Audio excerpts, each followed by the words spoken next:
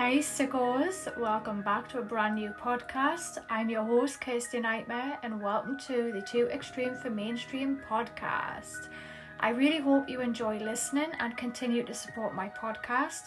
If you want to catch me on the social, you can find me on Instagram, Twitter and Facebook at Cursed Nightmare.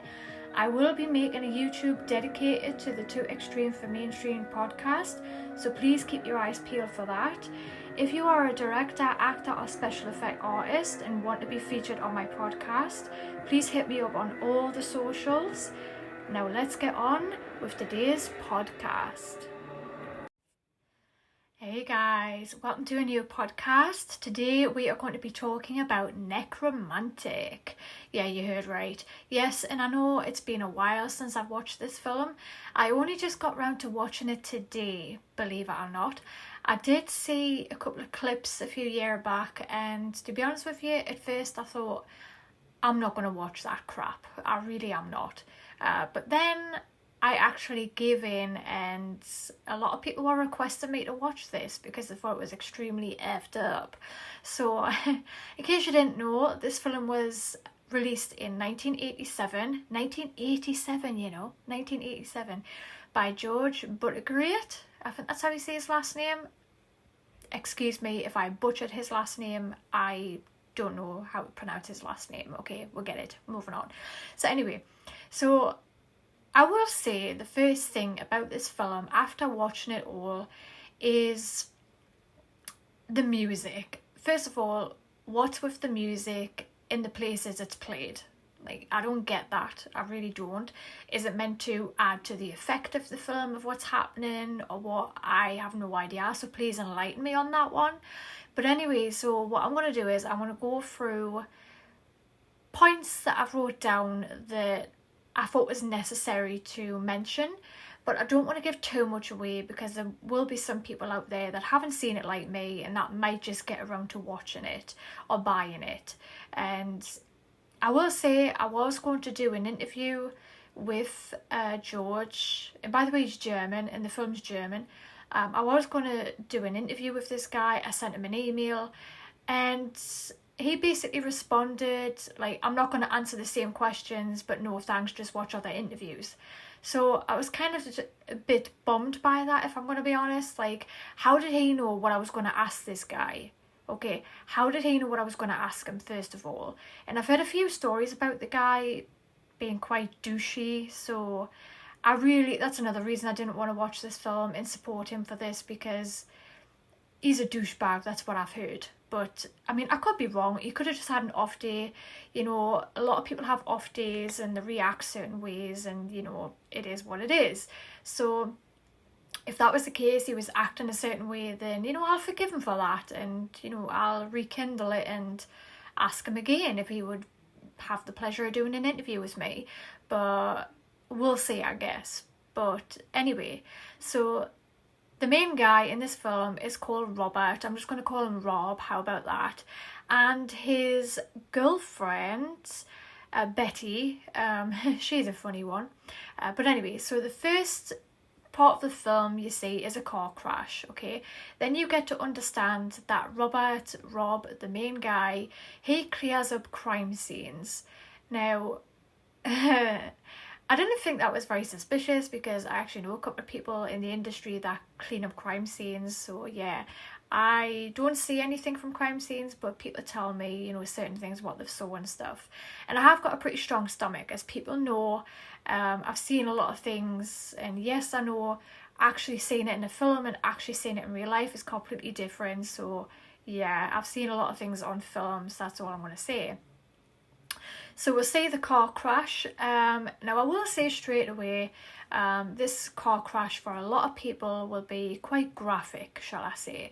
Now this particular car crash with the dead bodies, I will say this reminded me a little bit of Faces of Death. I don't know if anybody's seen it, but when I seen the car crash and the dead bodies, I thought, yeah, that's a little bit overdone with the effects, the special effects. But then I remembered Faces of Death, and I'm thinking, well, if those car crash scenes and Faces of Death are supposed to be real, then that special effect on Nekromantik with the dead bodies was pretty accurate. Because when you have car crashes, like some of them on Faces of Death, like, let me tell you, gruesome. Okay. But you know me, I've got a strong stomach and I've watched them and they're not very shocking to me, let's be honest. Like, I think I've seen nearly everything now, if I'm honest. But anyway, so that was the first part of the film that you get into. Now, the second part of the film that we get into is you see Rob go home and he has like a collection of organs in jars. You heard me right. Collection of organs in jars. You've got a fetus from a baby in a jar, and they're all preserved as well, which is strange to have in your house, let's be honest. You've got eyes, you've got a heart, you've got a tongue, you know, all the gruesome organs, you know what I'm saying? Like, you know. Yeah, and that reminded me of the guinea pig Flowers of Flesh and Blood, you know, where the guy has organs like preserved in jars. You get what I mean, but never mind. But that's what that reminded me of. So that is the second element in this film, from the Faces of Death to the Flowers of Flesh and Blood element. I kind of feel like George, the director, was taking elements of these films and putting them in and putting his own twist on them. I could be wrong, but that's what I saw, you know, in my head. Anyway, but that was that. And then there comes the part where the dead body is the centre focus of the film. Now, Rob and his girlfriend, they got a problem, okay? They've got a sick problem. So, I don't know why I'm talking like this. But Rob brings a dead body home. Oh, how lovely, you know, like it's a gift for his girlfriend, like, yay. I'm only joking. But you see, but before we get onto the dead body scene, I flipped a little topic there what I was going to talk about. I flipped forward. His girlfriend, Betty, she is lying in a bath of blood. Now, what does that element represent? Do you know? Have you done your history search? Elizabeth Bathory. Like, that reminded me of that so hardcore, because that's what Elizabeth Bathory did, you know. Now, I did my history research on Elizabeth Bathory, and Elizabeth Bathory was a Hungarian noblewoman from 1560 to 1614, and she used to bathe in the blood of her victims, you know, to be more youthful and more beautiful. And that's what she believed, that if she bathed in the blood of her victims, she would become youthful again, you know, with beautiful skin and everything like this. So his girlfriend Betty was taking that to the next level, you know what I'm saying? Like in the flat, in the bath, she's got blood in the bath, you know what I'm saying? So yeah, so his Betty is, you know, loving this, you know, she's rubbing herself, you know, she's loving it. Anyway, but then we flip to the part where Rob brings this dead body home to Betty, I'm assuming, just for her, but he engages in sexual activity with this dead body as well. Now, what I thought was hilarious was they put a metal pole on this dead body, and she put a condom on it, and they went riving at this dead body, you know what I'm saying? Like, my God, this was like the best time of their life, do you know what I'm saying? Anyway, so that was that, and God, that was sick. That was pure sick. Now, there is some animal cruelty involved in this film, which I did not appreciate. I did not agree with this. There was an animal cruelty killing scene of a rabbit and a cat. Now, the rabbit I could understand, but the cat, there was no need to add that in there. There really wasn't. I was assuming he bought the cat for Betty because she'd left him, but I don't want to say too much. Yeah, I just took the corpse with her. Lovely. Left him with nothing. Nada, not a thing. So yeah, so he buys a cat. I'm pretty sure that was to rekindle their relationship. I'm not too sure, you know, oh, there's a little gift for you, it's a little kitty. But that wasn't happening. So the animal cruelty part begins after that. And I'm not going to go into detail what he does. it's pretty brutal, I'm not gonna lie, because I'm an animal lover. I love cats and dogs with all my heart. You know, I'm a vegan. I'm not gonna go into that in this podcast, but you know, that really hurt me, what happened in that film, you know, and I suppose that was a tactic to get you to hate what he did, you know, and it worked. Okay, his acting in this part really worked, really got to me. So it's not very often an actor's acting with whatever they're doing gets to me. So yeah, but anyway, and then after that there is another part that I want to talk about, and then after that I don't want to go into too much detail, but I'm just going to give you my overall opinion after this next part that I wanted to reach out about, the cemetery. Now, when he used something on someone, I don't want to say too much, that was a little bit overdone, let's be honest. That scene in particular, I just laughed, you know. I thought, oh my god, seriously, like, come on. Now, it was overdone, let's be honest, okay? For me personally, the car crash scene at the beginning was much more better done with special effects, in my opinion, but they overdone it just a little bit with the cemetery scene. But yeah, it doesn't seem like Rob has more of a fetish for like the actual killing of something or someone. It's more of the blood fetish, to be honest, that he gets off on. But yeah, but I just wanted to mention those few things in the last scene where he's on the bed with a knife. I'm not going to say too much, but that scene there as well, that was a bit overdone, let's be honest, as well. But apart from that, now here is my overall opinion of the film. Would I watch this film again? Probably not. It's not going to be in my top 10, unfortunately.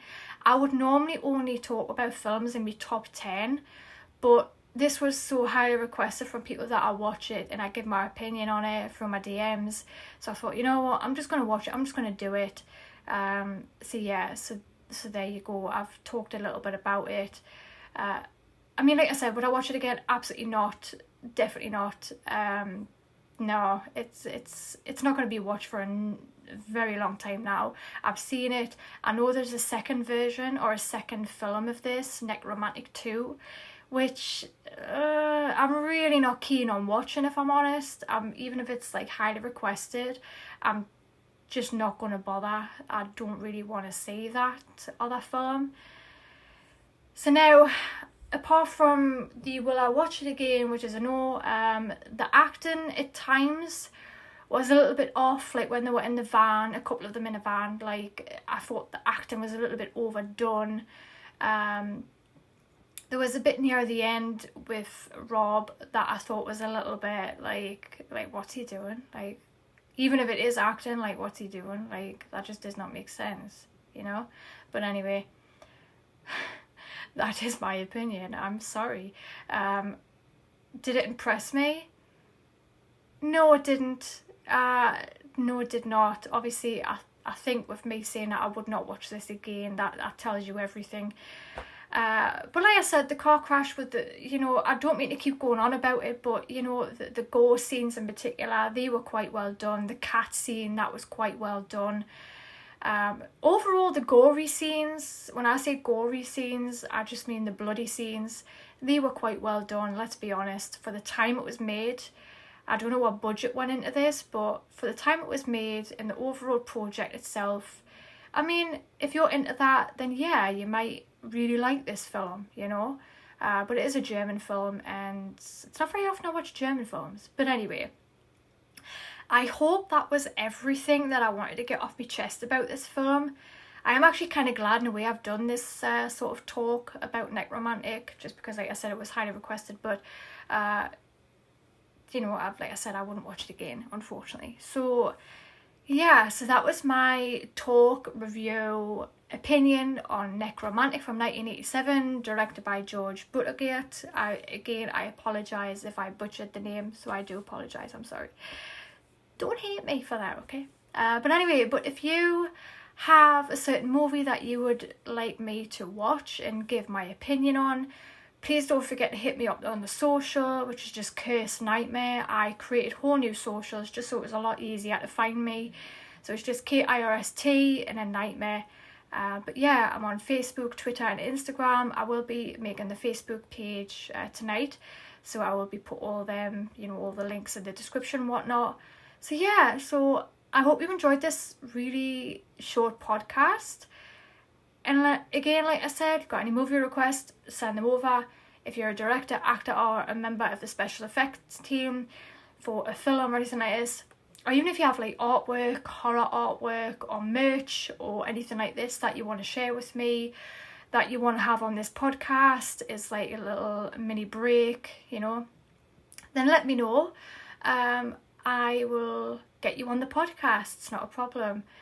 But until next time, I hope you have a good morning, good evening, good afternoon, wherever you may be, and I will catch you on the next one. Make good choices, and I'll see you next time. Bye.